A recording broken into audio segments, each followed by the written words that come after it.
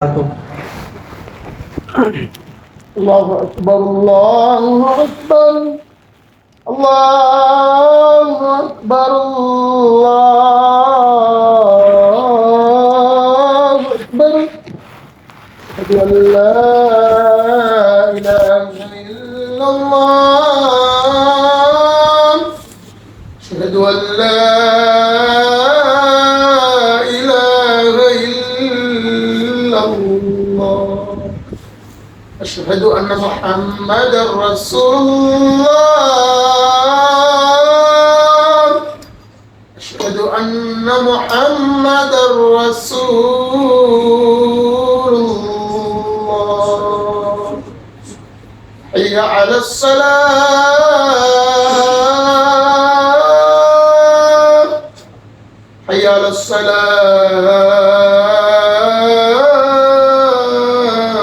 الصلاة حي على الفلاح حي على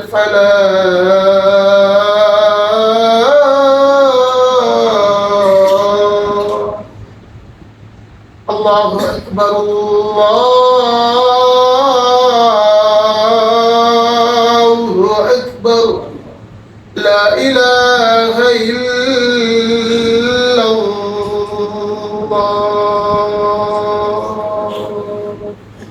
لا إله إلا الله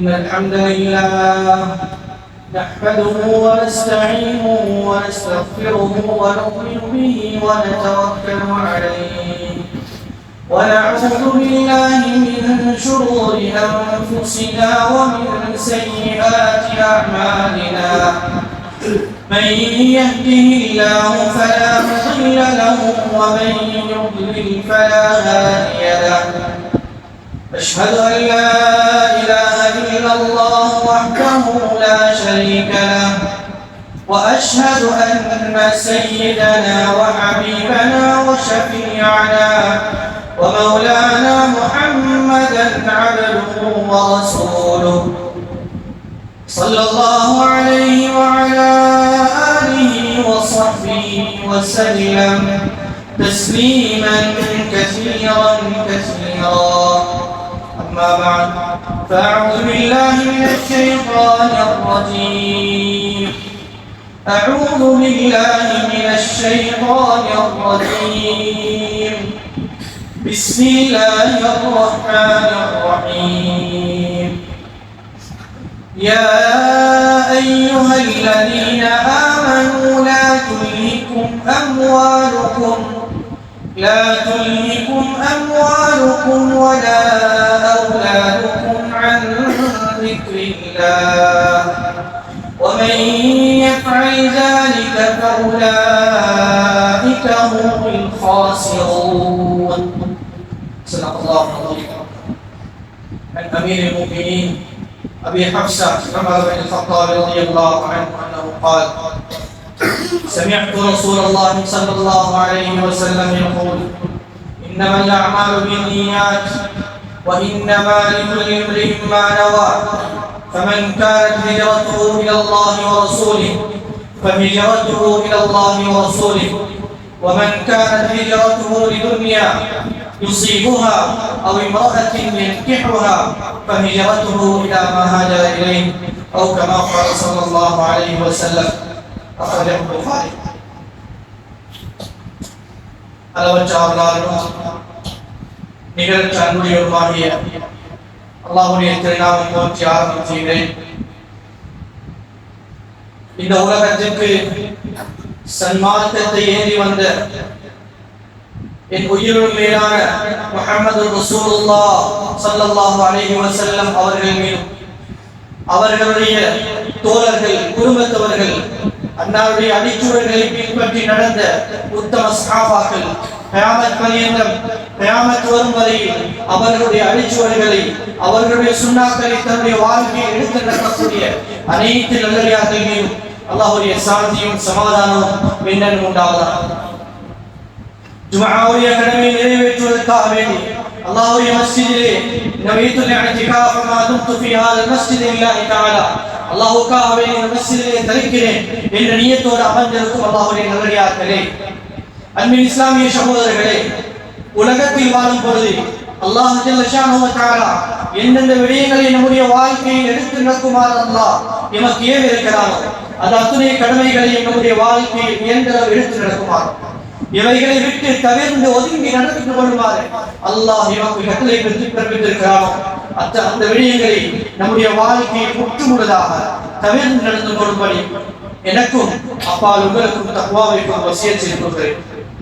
கண்ணியமான அல்லாஹ்வின் நல்லடியார்களே, அன்பின் இஸ்லாமிய சகோதரர்களே, ஒரு உயர்தரமான ஒரு சங்கையான ஒரு மாதம் இன்மை வந்து அடைந்து மிக வேகமாக அது எங்களை விட்டும் கடந்து அதனுடைய பெருநாள் ஈதுல் ஃபித்ருடைய பெருநாளையும் கொண்டாடியவர்களாக அமர்ந்திருக்கிறோம். கண்ணியமானவர்களே, ஒரு சங்கையான மாதம் இன்மை வந்தது. ஹஜ்ரத் ரசூலுல்லாஹி ஸல்லல்லாஹு அலைஹி வஸல்லம் அவர்கள் ரமலான் வருவதற்கு 2 மாதத்துக்கு முன்னாலே அல்லாஹ்வுடன் துஆ செய்தார்கள். யா அல்லாஹ், ரஜபிலும் ஷஅபானிலும் பரக்கத் செய்வாயா, ரமலானை அடையக்கூடிய பாக்கியத்தை தந்தருவாயா என்று துஆ செய்தார்கள். ஏன் அவ்வளவு உன்னதமான ஒரு சங்கையான மாதம் வந்தது. இனிமான சகோதர பெரியார்களே, அந்த ரமலான் மாதம் முழுக்க நாம் தொழுகைகளிலும் இபாதத்திலும் முழு ரமலானும் நோன்பிலும் குர்ஆனுடைய மாதம் என்று வர்ணிக்கக்கூடிய அந்த குர்ஆனுடைய மாதம் எத்தனையோ குர்ஆன்களை சத்தம் செய்தவர்களாக, எத்தனையோ குர்ஆன்களை ஓதி முடித்தவர்களாக, எத்தனையோ இரா காலங்களுடைய இபாதத்துகளை கழித்தவர்களாக, இரவுடைய வணக்கங்களை செய்தவர்களாக, நல்ல பல அமல்களை செய்து சதகாக்கள் செய்து நாம் அந்த மாதத்தை வழியனுப்பி வைத்திருக்கிறோம். கண்ணியமான அல்லாஹ்வின் நல்லடியார்களே, அன்பின் இஸ்லாமிய சகோதரர்களே, அந்த மாதத்தில் பல படிப்பினைகளையும் பல பாடங்களையும் அந்த மாதம் நமக்கு கற்றுத் தந்திருக்கிறது. நாம் பல பயிற்சிகளை செய்தோம். இரவில் முடித்து இரவில் விழித்து நாம் அமல் செய்திருக்கிறோம். தஹஜ்ஜுதுடைய நேரம் கயாமுல்லைலுடைய தொழுகை தொழுதிருக்கிறோம். பகல் பூரா நோன்பு இருந்திருக்கிறோம். இனிவான அல்லாஹ்வின் நல்லடியார்களே, ஒரு சிறந்த சங்கையான மாதம் அந்த மாதத்தில் அவரை அனுப்பியிருக்கிறோம். இனிமானவர்களே, மாதங்கள் காலங்கள் வரும், நேரங்கள் வரும், சந்தர்ப்பங்கள் வரும். அந்த சந்தர்ப்பங்களை நாம் சந்தர்ப்பமாக பயன்படுத்துவோமாக இருந்தால், அந்த கால நேரங்களை பொறுமதியாக நாம் பயன்படுத்தி அதனுடைய பலாபலங்களை அடைந்தோமாக இருந்தால் நாம் வெற்றியாளர்கள். இல்லை என்றால் அந்த காலங்களில் நாம் பொறுப்போக்காக தன்னுடைய கால நேரங்களை வீணடித்திருந்தோமாக இருந்தால் அந்த கால நேரத்தினுடைய ஒவ்வொரு வினாடிக்குரிய பதில்களையும் நாம் அல்லாஹ்விடத்தில் சொல்லியாக வேண்டும். அல்லாஹ்வின் நல்லடியார்களே, அன்பு இஸ்லாமிய சகோதரர்களே, ரமலான் மாதம் வந்தது, ரமலான் முடிந்து விட்டது. நாம் நினைத்துவிடக் கூடாது. எம்மில் பலர் நினைக்கிறார்கள் ரமலானில் மட்டும்தான் நாம் மஸ்ஜிதோடு தொடர்பாக இருக்க வேண்டும், பள்ளிக்கு வருவது ரமலானில் மட்டும்தான், ஜும்ஆவுடைய தினத்தில் மட்டும்தான். கண்ணியமான அல்லாஹ்வின் நல்லடியார்களே, காலங்கள் நேரங்கள் வரும். நாம் ஒரு சீசனுக்கு அமல் செய்ய வந்தவர்கள். சீசன் வரும்போது வியாபாரம் செய்கிறோம், அதுபோல் நாம் நம்முடைய வாழ்க்கையை நாம் மாற்றிவிடக் கூடாது. கண்ணியமானவர்களே, எப்படி இரவு நேரங்களில் நாம் மஸ்ஜிதுக்கு நடந்து வந்தோமோ, எல்லா வேலைகளும் எல்லா கஷ்டங்களும் எல்லா நேரங்களிலும் நாம் என்னுடைய அமல் வீணாகிடப்படாது. இரவுடைய வணக்கம் கியாமுல்லே எனக்கு தவறிவிடக் கூடாது என்பதற்காக நாம் பல திட்டங்களை தீட்டி நாம் மஸ்ஜிதுக்கு வந்தோம், அமல்கள் செய்தோம்.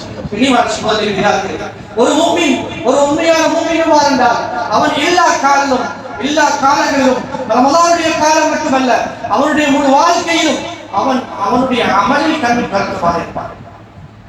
ரமலானுடைய மாதம் முடிந்து விட்டது, என்னுடைய அமல்கள் முடிந்து விட்டதல்ல. எவ்வாறு தன்னுடைய இதர 11 மாதங்களையும் அமல்களில் கழிக்கக்கூடிய ஒரு மனிதன் தான் உண்மையாக முடியும். இனிமான சகோதரி பெரியார்களே, அல்லாஹ்வின் நல்லடியார்களே, இதைத்தான் ஹஸனுல் பஸ்ரி ரஹ்மத்துல்லாஹி அவர்கள் ஒரு கருத்தை சொல்கிறார்கள். அவர்களிடத்தில் கேட்கப்பட்டது, மக்கள் ரமலானுடைய காலங்களில் பலவாறு முயற்சி செய்கிறார்கள், பலவாறு அமல்களில் ஈடுபடுகிறார்கள், ஆனால் ரமலானுக்கு பின்னால் அதை விட்டு விடுகிறார்கள். இவர்களை பற்றி ஹஸனுல் பஸ்ரி ரஹ்மத்துல்லாஹ் அவர்களிடம் கேட்கப்பட்டது. அவர்கள் அழகான ஒரு உதாரணத்தை வழங்கப்படுகிறார்கள். சொன்னார்கள், பிஸல் கௌம், மோசமான கூட்டம். சொன்னார்கள், லா யஅரிஃபூன அல்லாஹ் தஆலா இல்லா ஃபி ரமலான். அவர்கள் எதுவாக ரமலான்ல மட்டும்தான் அல்லாஹ் விளங்குவான். இவர் இந்த போலதான் நீங்க ரமலான்ல மட்டும்தான் அல்லாஹ் விளங்கும், மற்ற காலங்களில் அல்லாஹ் விளங்க மாட்டார். கனிமான சகோதரர்களே, கிடையாதுகளே, நம்முடைய வாழ்க்கை ரமலானில் மட்டும், நம்முடைய அமல்கள் ரமலானோடு நீண்டு விடுவதல்ல. எத்தனையோ இபாதத்துகள், எத்தனையோ கடமைகளை செய்திருக்கிறோம். கனிமானங்களே, எல்லா இபாதத்துகளை விடவும் ஒரு முக்கியமான ஒரு இபாதத்தான் நம்முடைய வாழ்க்கையில் நான் அன்றாடம் செய்யக்கூடிய இபாதத்தான் அல்லாஹ்வுடைய கடமை. இந்த தொழுகை இருக்கிறது. கனிமானவர்களே, இந்த தொழுகையில் நாம் எவ்வாறு பேணுதலாக இருப்போமோ எங்களுடைய வாழ்க்கையில் அதனுடைய பிரதிபலிப்பை நாம் அடைந்து கொள்வோம். எவ்வாறு ரமலானுடைய காலங்களில் நான் அவ்வல் ஜமாத்துக்கு என்னுடைய முன்பின் சுன்னத்துகள் தவறிவிடக் கூடாது. நான் நேர காலத்தில் மஸ்ஜிதுக்கு போக வேண்டும். ரமலானுடைய காலங்களில் ஃபஜ்ருடைய தொழுகைக்கு பார்க்கும் பொழுது எவ்வளவு மக்கள் நிறைந்திருப்பார்கள். பிரிமார்களே, சிந்தனைக்காக வேண்டி சில கருத்துக்களை ஞாபகப்படுத்துகிறேன். அதிகமான மக்கள் மாஷா அல்லாஹ் அமல்களில் ஈடுபடுகிறார்கள். அவர்களுடைய தொழுகையில் அவர்கள் குறை செய்வதில்லை. ஆனால் இனிவர்கள் அதிகமான ஒரு நிலைமை பார்க்கிறார்கள். நாம் பயப்பட வேண்டும். ஏன் அல்லாஹ் சுப்ஹானஹு வ தஆலா குர்ஆனில் சொல்கிறான், ஃபமன் இத்தபஅ ஹுதாய ஃபலா யضில்லு வலா யஷ்கா. என்னுடைய யார் நேரான வழியை யார் பின்பற்றுகிறார்களோ அவர்கள் வழி தவறி விட மாட்டார்கள். அவர்கள் துர்ப்பாக்கியவான்களாக மாட்டார்கள். கண்ணியமானவர்களே, அல்லாஹ் குர்ஆனில் இன்னொரு ஆயத்தில் மிகவும் பயங்கரமான ஒரு எங்களுக்கு எச்சரிக்கையை விடுக்கிறார். நாம் தொழுகையை எவ்வாறு பொழுதுபோக்கு செய்வோமாக இருந்தால் அல்லாஹ் சுப்ஹானஹு வ தஆலா குர்ஆனிலே ஆயத்தை விளக்கப்படுத்துகிறார். அல்லாஹ் குர்ஆனில் கூறுகிறது, வமன் அஅரத அன் ذிக்ரி ஃபஇன்ன லஹு மஈஷத்தன் தன்கா. யார் என்னுடைய திக்ரை, என்னுடைய ஞாபகத்தை புறக்கணித்து உலகத்தில் வாழ்வார்களோ அவர்களுக்கு நெருக்கடியான வாழ்க்கையை நாம் உண்டாக்குவோம். வனஹ்ஷுருஹு யௌமல் கியாமத்தி அஅமா. அவர்களை கியாமத்துடைய நாளில் குருடர்களாக இருப்பார்கள். قال رب لم حشرتني أعمى. கியாமத்துடைய நாளில் மக்கள் கேட்பார்கள், யா அல்லாஹ், உலகத்தில் வாழும் பொழுது நான் கண் பார்வை உள்ளவனாக உலகத்தில் வாழ்ந்தேன், ஆனால் இந்த குருடனாக நான் எதிர்பார்க்கப்பட்டிருக்கிறேன். அல்லாஹ் சொல்லக்கூடிய வார்த்தை, அப்படித்தான் உலகத்துல எப்படி அல்லாஹ்வுடைய கட்டளைகள், அல்லாஹ்வுடைய இபாதத்துகளை நாம் புறக்கணித்து உலகத்தில் வாழ்வோமாக இருந்தால் இவ்வாறான நிலைமை உண்டாகும். அல்லாஹ் தஆலா சொல்வான், அத்தக ஆயாத்துனா ஃபனஸீஹா வ கதாலிகல் யௌம துன்ஸா. நம்முடைய அத்தாட்சிகள் உங்களுக்கு முன்னால் ஓதி காண்பிக்கப்பட்டது, நீங்கள் அதை நீங்கள் மறந்தீர்கள். இன்றைய நாள் நீங்கள் மறுக்கப்பட்டிருக்கிறீர்கள். தெரியுமா அல்லாஹ் நல்லையார்களே, அதுமான உலமாக்கள் இந்த திக்ருக்கு சொல்லக்கூடிய வார்த்தை தொழுகை அல்லாஹ்வுடைய கட்டளையை பாராட்டக்கூடியவர்கள், அல்லாஹ்வுடைய இந்த முக்கியமான இந்த கடமையை பாராட்டக்கூடியவர்கள் என்பதாக உலமாக்கள் சொல்கிறார்கள். தெரியுமா அல்லாஹ் நல்லையார்களே, அன்பின் இஸ்லாமிய சகோதரர்களே, நாம் இந்த இடத்தில் இருக்கக்கூடிய ஒவ்வொருவரும், குடும்பத்தில் இருக்கக்கூடிய ஒவ்வொரு பொறுப்புதாரிகளும் யோசிக்க வேண்டும். என்னுடைய குடும்பம் இருக்கிறது, நான் மஸ்ஜிதுக்கு வந்தேன், ரமலானுடைய காலங்களாக இருக்கலாம், ரமலானுடைய காலத்தில் என்னுடைய குடும்பத்தில் எவ்வளவு பேர் தொழுதார்கள், அந்த மக்களுடைய நிலைமை என்ன, என்னுடைய பிள்ளைகளுடைய நிலைமை என்ன? வீட்டில் இருக்கக்கூடிய தகப்பனுடைய பொறுப்பு, தன்னுடைய பிள்ளைகள், தன்னுடைய மகன் மஸ்ஜிதுக்கு வருகிறானா, மஸ்ஜிதோடு தொடர்பாக இருக்கிறானா, அவன் தொழுகையில் பேணுதலாக இருக்கிறானா?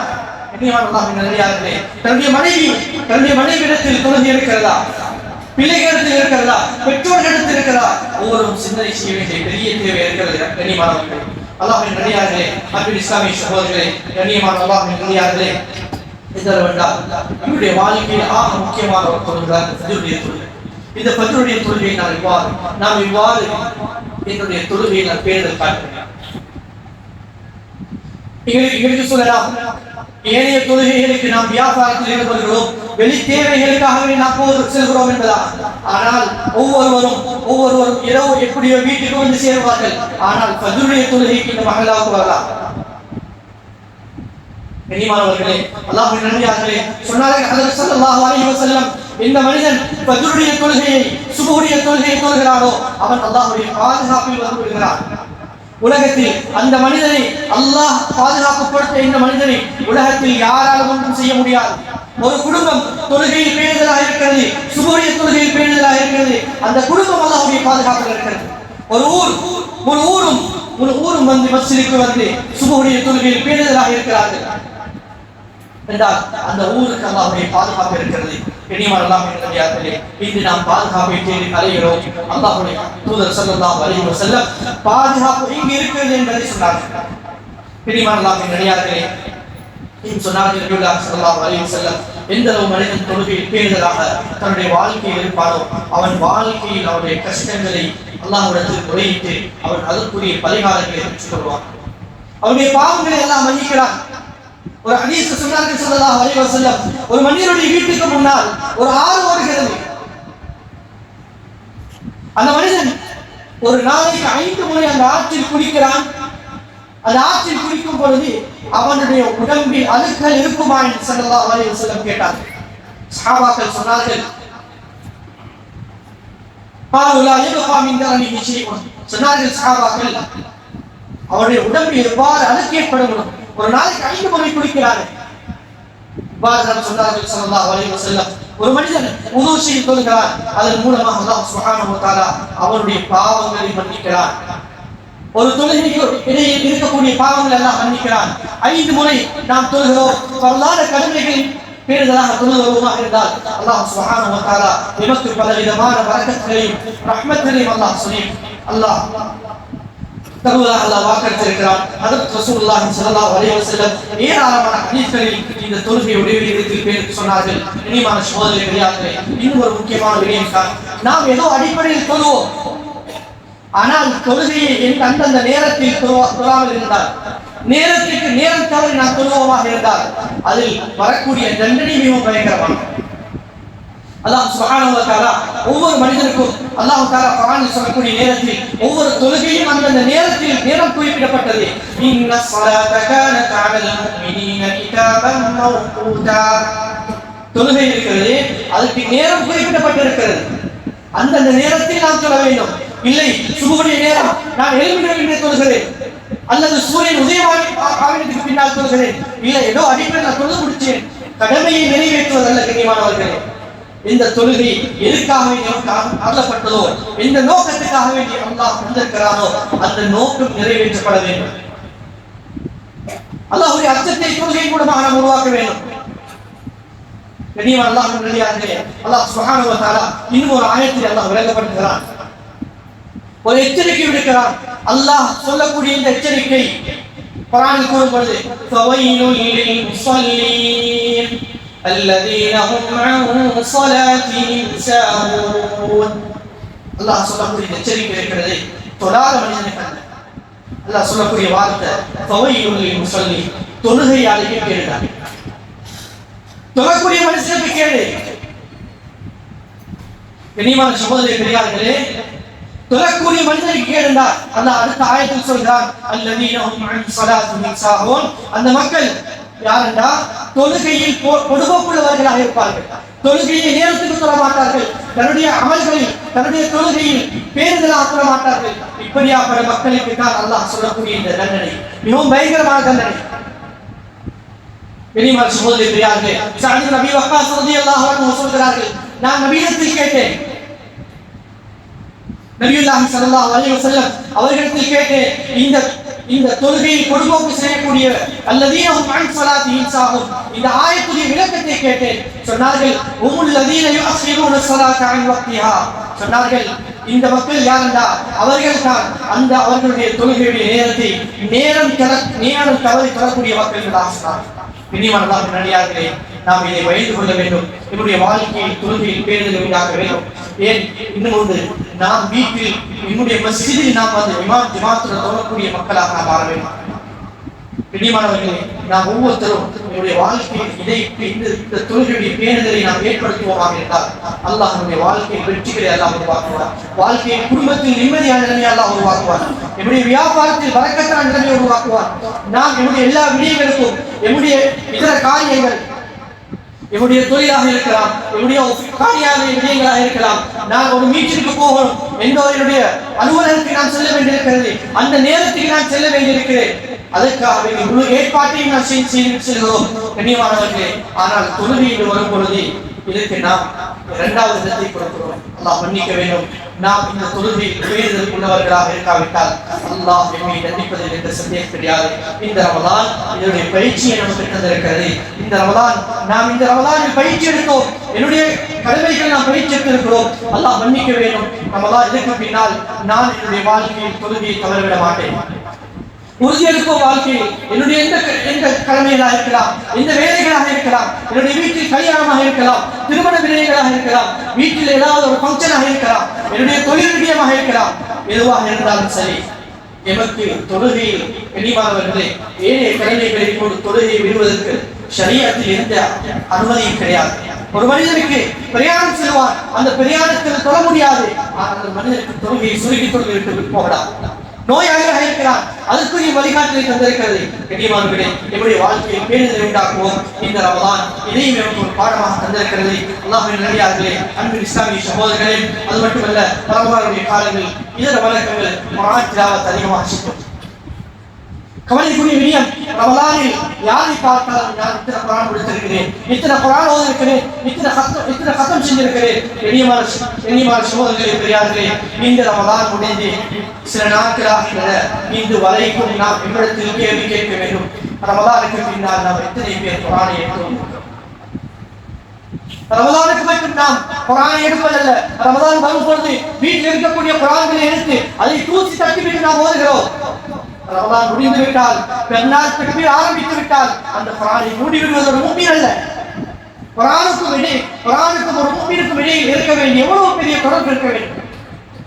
அல்லாஹ் மன்னிக்க வேண்டும். குர்ஆனுடன் எவ்வாறு நாம் என்னுடைய தொடர்பை உண்டு பண்ண வேண்டும், குர்ஆனை நாம் எவ்வாறு ஆராய்ச்சி செய்ய வேண்டும், குர்ஆனை எவ்வாறு விளங்க வேண்டும், குர்ஆனை நான் எவ்வாறு விளங்கி இருக்கிறேன், குர்ஆனை எவ்வாறு எனக்கு ஓத முடியும். இவ்வாறுகளே குர்ஆனை ரமலான் நாம் எடுத்து ஓதும் பொழுதுதான் நமக்கு விளங்கும் நாம் தொழுகை குர்ஆனில் நாம் எவ்வளவு பலகீனர்களாக இருக்கிறோம். எனவே குர்ஆனை திறந்து நான் ஒரு உலகத்தில் வாழக்கூடிய ஒரு முஸ்லிம், ஒரு முஃமினாக உலகத்தில் வாழ்கிறேன். அல்லாஹ் முஃமின்களுக்கு குர்ஆனை இறக்கியிருக்கிறான். இந்த குர்ஆனை எனக்கு ஓத தெரியலடா, இந்த குர்ஆனை பார்த்து கூட எனக்கு ஓத தெரியலடா, எங்களை போல நஷ்டவாளிகள் உலகத்தில் யாரும் கிடையாது. இனிமானவர்களே, இன்றைய காலங்களில் மாஷா அல்லாஹ் மஸ்ஜிதுகளில் எமக்கு பல வகுப்புகள் ஏற்பாடு செய்யப்பட்டிருக்கிறது. ரமலான் நாம் பார்த்திருப்போம், எமக்கு குர்ஆன் ஓத தெரியாது, ஆனால் முயற்சி செய்தோம். அல்லாஹ் அந்த முயற்சிகளை கைவிட மாட்டான். இதர காலங்களில் என்னுடைய ஒரு நாள் குர்ஆனுடைய ஒரு பக்கத்தையாவது ஓதாமல் கண்டுவிடக் கூடாது. வைராக்கியம் வைப்போம்.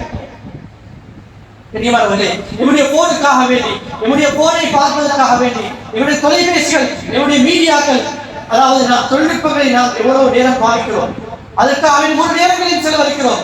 ஆனால் குர்ஆனுக்காகவே நாம் எவ்வளவு செலவழிக்கிறோம்.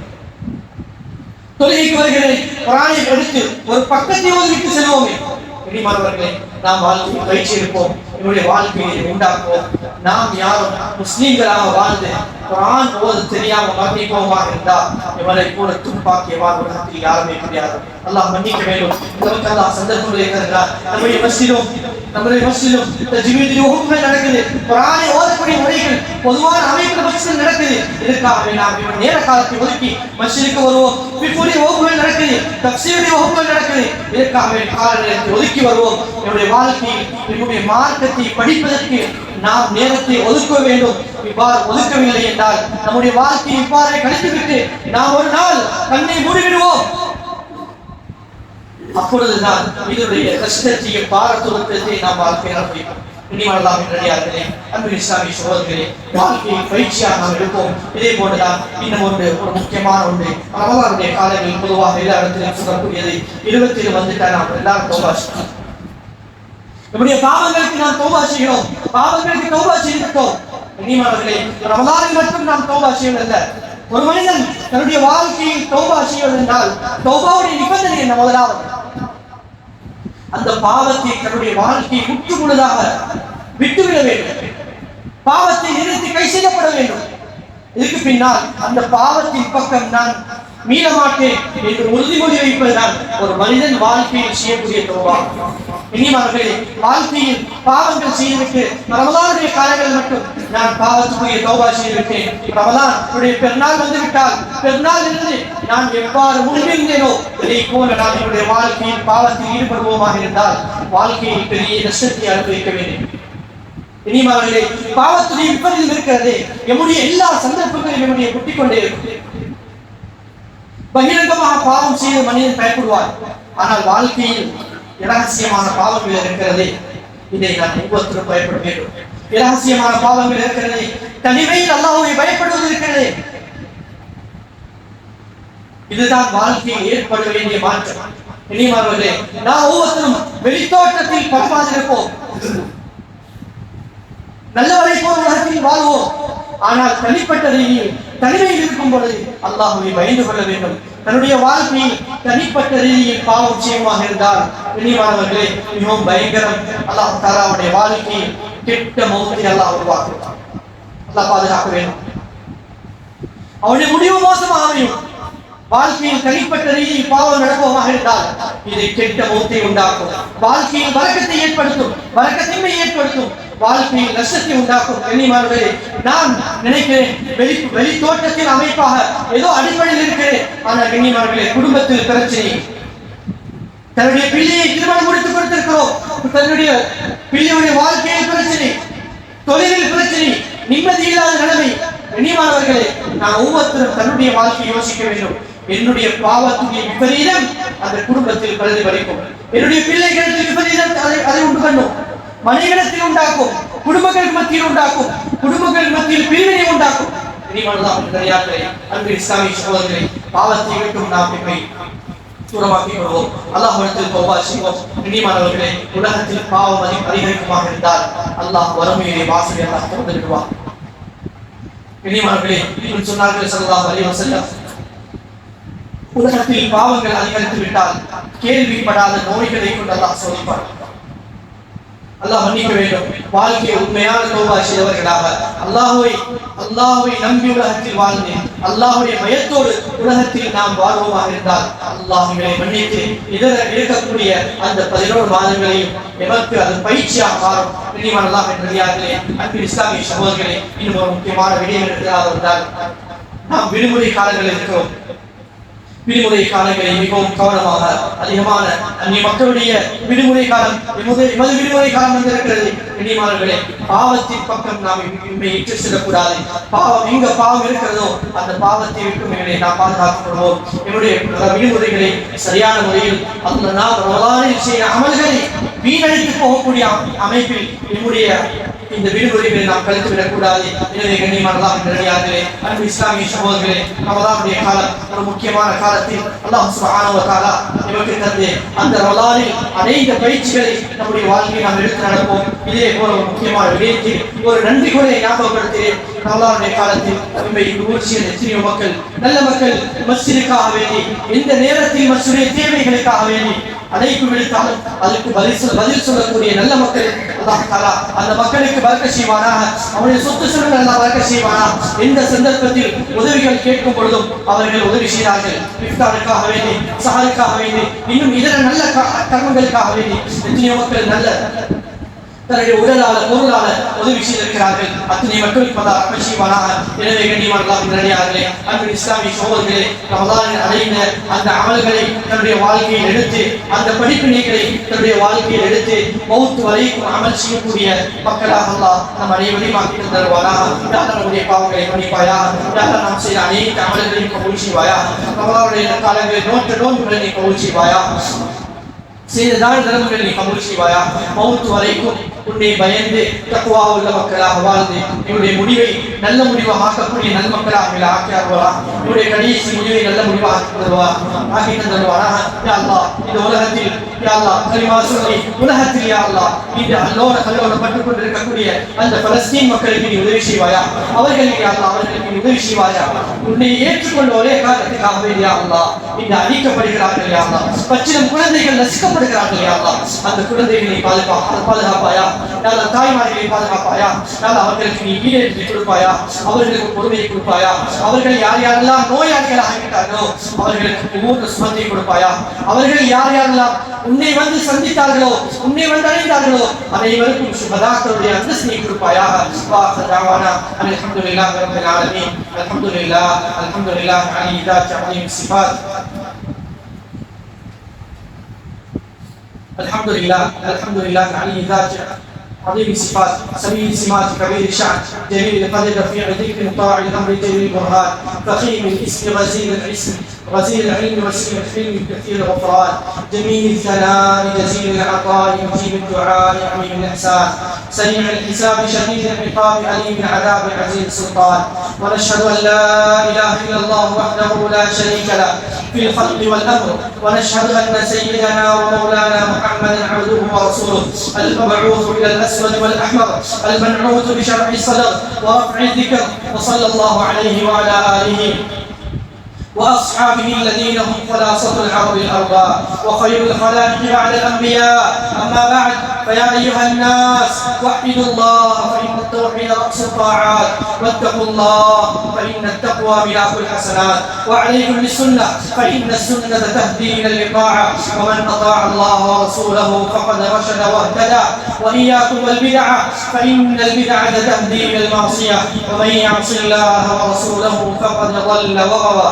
وعليكم بالصدق فإن الصدق ينجي والكذب يهلك. وعليكم بالإحسان فإن الله يحب المحسنين.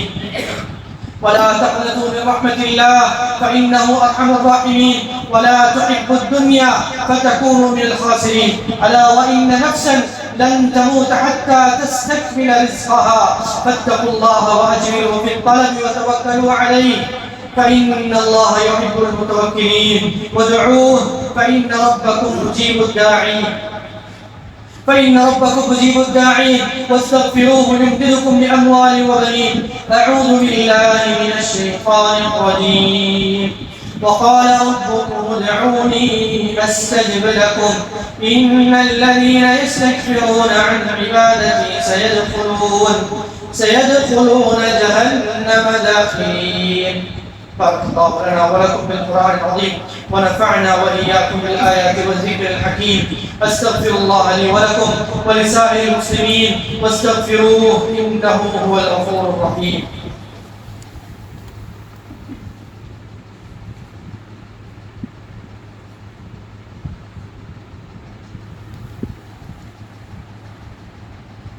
الحمد لله نحمده ونستعينه ونستغفره ونعوذ بالله من شرور أنفسنا ومن سيئات أعمالنا.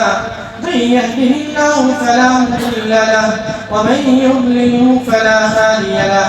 أشهد أن لا إله إلا الله وحده لا شريك له وأشهد أن محمدا عبده ورسوله. صلى الله على سيدنا محمد وعلى آله وصحبه وسلم تسليما كثيرا أرسله بالحق بشيرا ونذيرا بين يدي الساعة.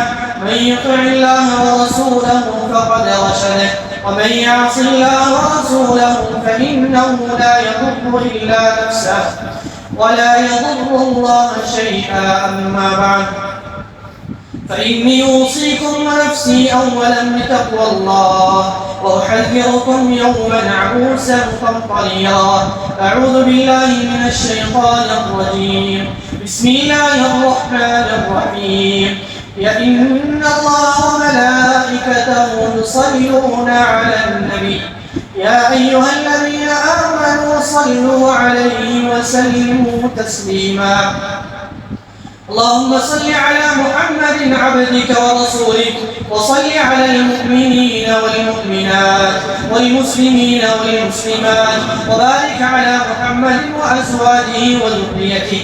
قال النبي صلى الله عليه وسلم أرحم أمتي بأمتي أبو بكر وأشدهم في أمر الله عمر وأصدقهم حياء عثمان وأقضاهم علي رضي الله تبارك وتعالى عنهم.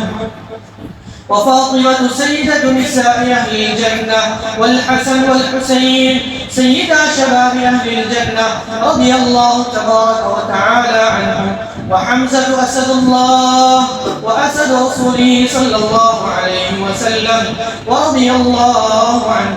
اللهم اغفر للعباس وولده مغفرة ظاهرة وباطنة لا تغادر ذنبا. الله في أصحابي لا تتخذوهم غرضا من بعدي، فمن أحبهم فبحبي أحبهم، فمن أبغضهم فببغضي أبغضهم، وخير أمتي قرني ثم الذين يلونهم ثم الذين يلونهم. اللهم اغفر للمؤمنين والمؤمنات والمسلمين والمسلمات.